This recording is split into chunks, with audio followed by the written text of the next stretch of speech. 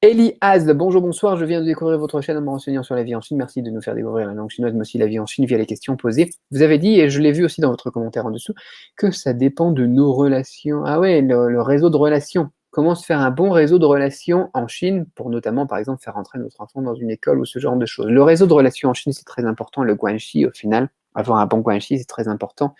Mais comment développer ton réseau de relations, comment développer ton guanxi, ça c'est très intéressant. Tu as un livre que je recommande, c'est comment se faire, non, réussir en Chine grâce au cercle d'amis de Jérôme Berny, je crois.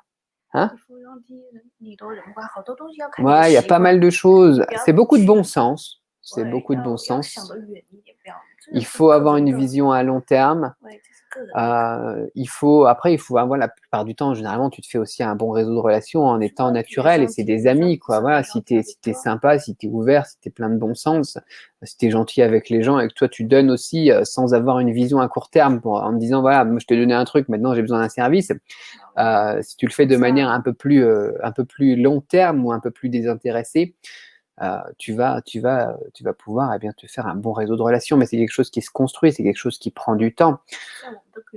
C'est quelque chose, ouais, c'est dans la culture, ouais, éventuellement. Tu peux profiter aussi des réseaux de relations de tes amis, justement, après. Donc, c'est quelque chose qui est bien expliqué, je trouve, dans ce livre, Réussir en Chine grâce au cercle d'amis, qui est vraiment sympa. De Jérôme Berny, si je me trompe pas, hein, c'est deux têtes de mémoire, donc peut-être que je me trompe pour son nom. Mais pour le nom du livre, c'est bon. Voilà. Pour cette question du réseau de relations. Mais là, tu vois que c'est très intéressé justement que ta question, que ton but c'est de faire rentrer l'enfant dans une bonne école.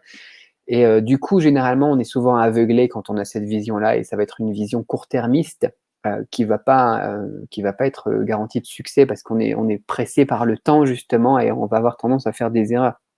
Il faut le faire de manière désintéressée et avoir une vision plus à long terme, je pense. Dites-nous dans les commentaires après ce que vous en pensez. Pour développer votre réseau de relations en Chine, c'est très important. Mais justement, c'est quelque chose qui est tellement important qu'on ne peut pas faire ça d'un claquement de doigts et en 5 minutes, quoi. C'est quelque chose qui va se construire pierre par pierre sur le long terme.